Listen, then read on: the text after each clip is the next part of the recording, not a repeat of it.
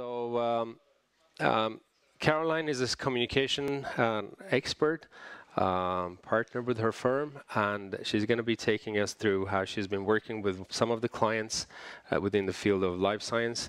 And as you guys know, life science equals, very long lead times, and you sometimes just have regulatory news, so you don't get to update investors on what kind of values that are being created within your company. And we thought it would be great to hear your thoughts on how you could actually newsify your equity story. So, please. Thank you so much. Good afternoon, everyone. My entire career has been spent on PR and communications for this fantastic life science sector of ours, either in-house at global pharma companies or as Swedish biotechs or as an advisor as my current role. My name is Carolin Wiken. I'm a partner at the communications firm Paues Åberg here in Stockholm, and I'm here today with my colleague Jonas Rodmy. Say hi to the crowd. Yeah, and we're here today to talk to you about how you need to work on your corporate story, your equity story, in order to maximize your market performance. And that means you have to do much more than regulatory news. Regulatory news is far from enough.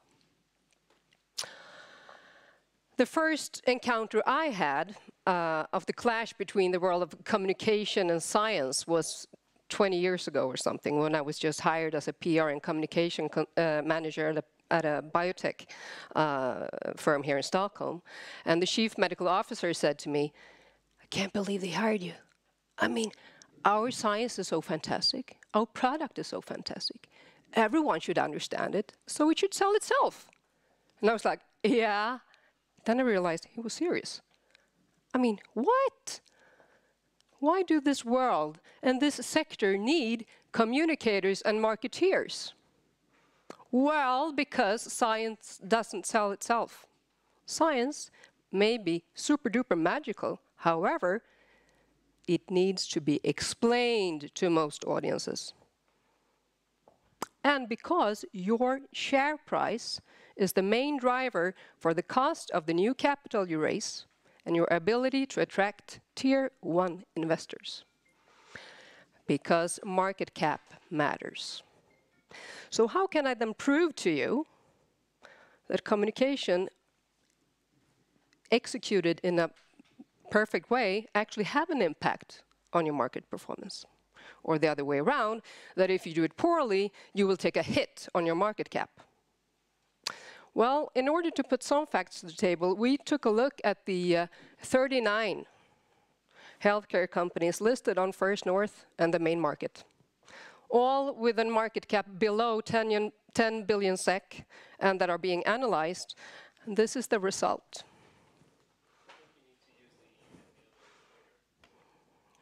This one.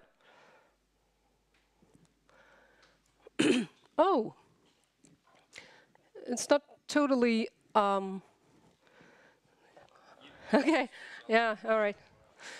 So what we clearly see here is that there's a massive, actually, value gap between the company's market cap and how the analysts evaluate them. So on average, this is a 1.2 billion market cap company that has the evaluation of 1.7 billion market cap. So somewhere here are you guys. Either you're closer to your value or you're even far behind. What would I know? Probably you have some idea. But I'm going to give you some explanations to why this can be the case. Why does this gap occur? First of all, you are not understandable enough. When we ask our clients, what do you do? The answer I get is, like a super duper technical and science heavy explanation to what they are doing that I impossibly can pass on to someone else. Impossibly. It just doesn't relate to me. It doesn't stick. It makes no sense.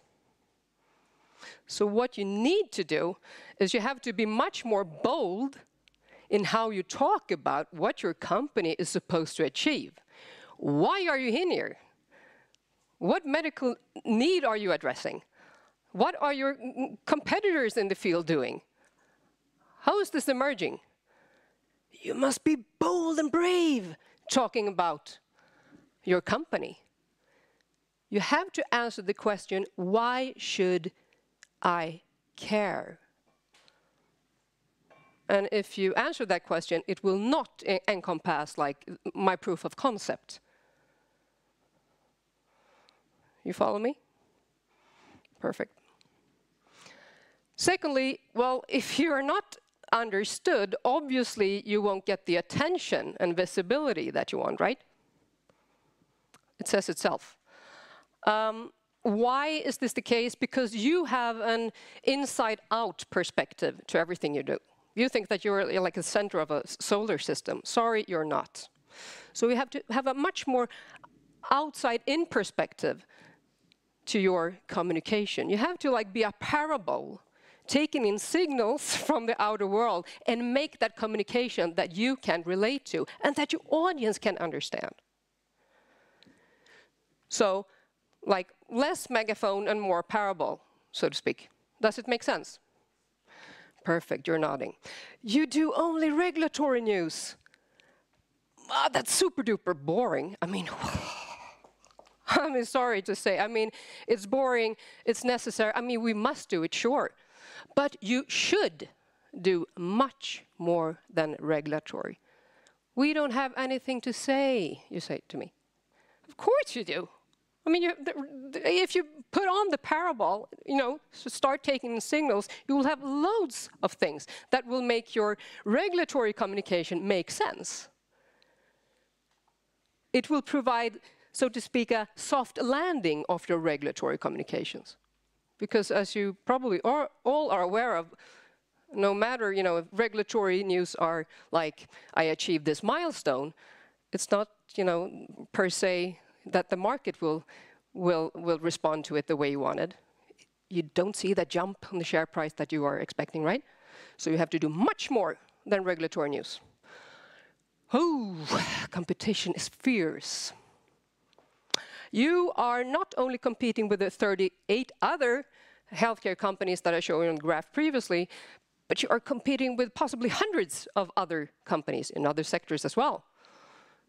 So, I mean, imagine yourself being one of those candies, and you want the reporter to put down her or his hand into this jar. What will make them pick up your candy, your flavor? Think about that. Thirdly, most of you guys have problems with credibility and trust. Why? Well, perhaps because all you do is regulatory news. What do I know? Or perhaps because you haven't delivered on what you said you were just supposed to be delivering. So be very wise on what kind of expectations you put out there. How much figures do you need actually to address? Can you put your goals and milestones in a different way? Because everything you say will be followed up on. I'm going to give you an example later on of a company that took a real big hit on credibility and trust, and how long it actually takes to rebuild it.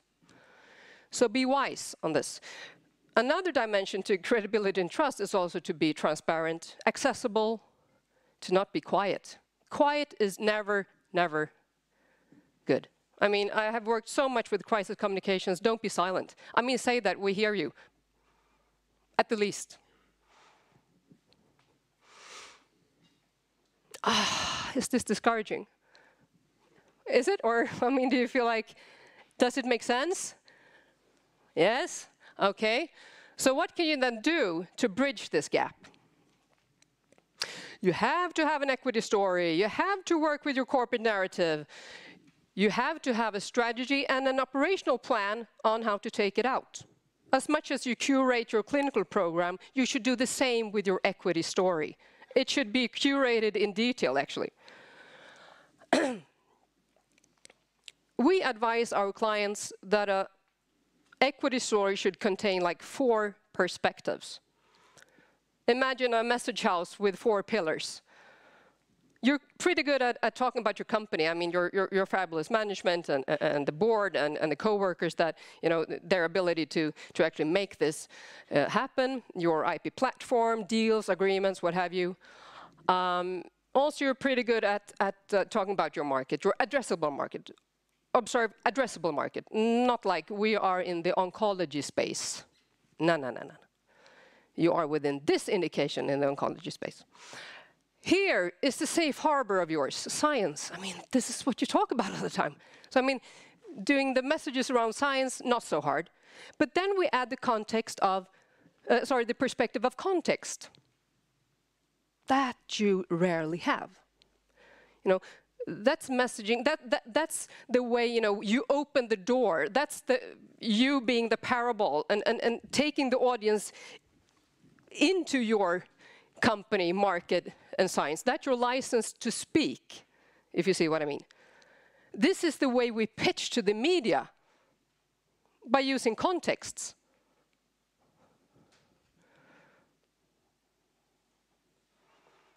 You need context. This slide can be on. Give you an example of how we operate an equity story. How do we do then when we work with an equity story? Cantargia develops targeted antibody therapies for cancer and inflammatory diseases. They were uplisted in September last year and asked us, can you help us with, you know, messaging and perhaps publicity around this? So we took a look at how Cantargia performed at investor meetings. What did they say? What did they say in media interviews and so forth? So we could actually revamp the message house. We could, you know, add the context pillar, took away some of the too heavy, technical and science-heavy part of it. And then we trained Mr. Göran Forsberg, the CEO of the company, obviously, on how to talk about the company, on the equity story, and then we pitched it to the media. And the result was that all of a sudden, you know, he was exposed in forums that he previously, or the company previously hadn't been, such as the TV or EFN Börslunch. Context, I talked about context. Obviously, when the Nobel Prize last year in physiology was announced, it was obvious that Cantargia had something to say on that space. One of the immunotherapy companies in this country, along with Alligator and some other. Of course, that's a context that you use when you communicate.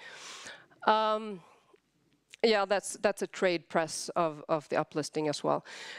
The messaging has to run through all channels, right? It has to be aligned. So we did a job on the website as well when it comes to content, infographics, structural design, obviously the financial reports, and also, you know, try to do most of everything. This was when they got a new anchor investor. They took in Elekta as an institutional investor in the company. So we managed to get publicity on that as well. And another example of the context. Here, Göran Forsberg talks about Cantargia's oral presentation at ASCO this year. So, I mean, we managed to, you know, we had many examples here of how you can use the context and at milestones achieved on working with your communication. Yep, you need to allocate resources, obviously. This is not a self-playing piano, if you can say that in English, I don't know. You have to invest in having a news machinery going. If you are, what are we talking about here? If you are a 1 billion SEK market cap company, perhaps you should allocate like 1 per mil of that to have that machinery going. Planning, of course, I mean, this takes time. This is not quick wins. Building credibility, trust, relations to media, investors takes time. If you don't have it, we are here to help you. Spokespersons, obviously, you need to activate more than the CEO in the company.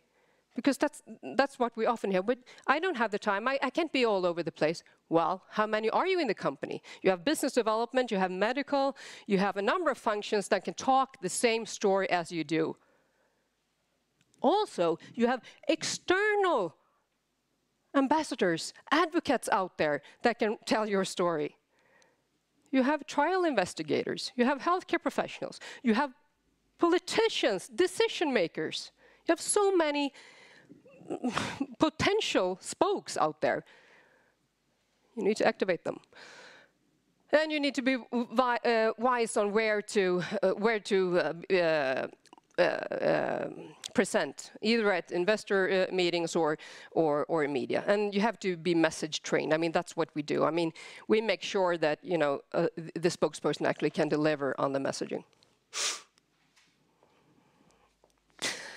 When you have this fabulous equity story message house, you will use it when selling your story to your different audiences. You may have more audiences than this. This is just an example.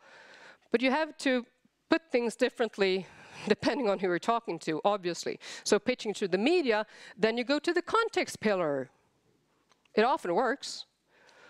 If you are about to sign a CRO, perhaps you do your science story, or what have you. Yes. Another example of a company that got really hit by a credibility and trust issue. This is Bactiguard. They provide solutions for healthcare-associated infections. I think it's catheters that are coated with some kind of non-sticky thing for bacteria. They got to the market some 5 years ago now, with a market cap of 1.2 billion SEK.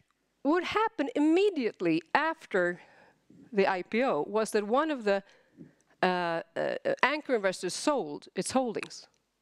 So that led to a cascade of speculations from the media, from investors, shareholders, and even the technology itself was questioned.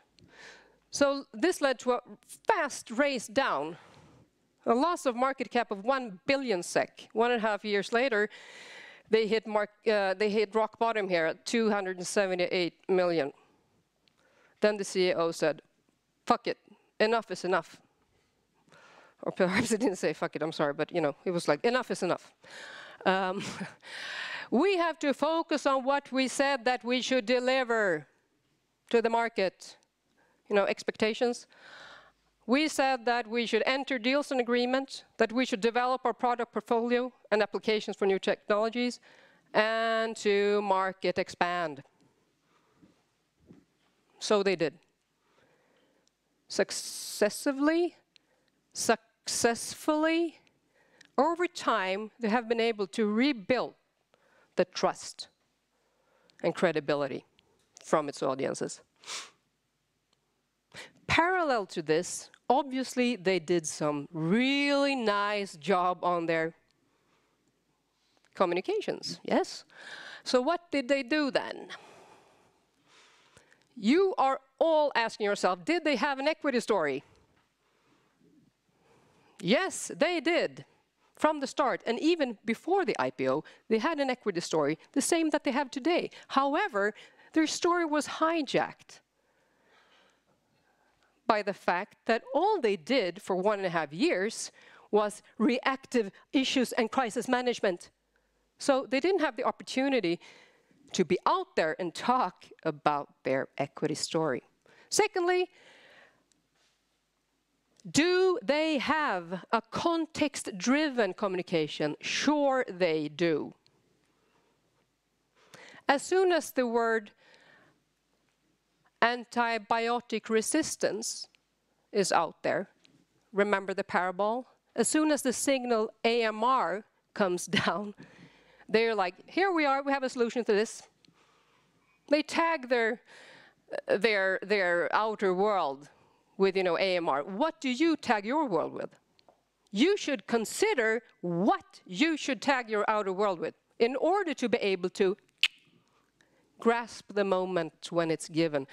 And this is a action plan for WHO. So obviously, they talked about it.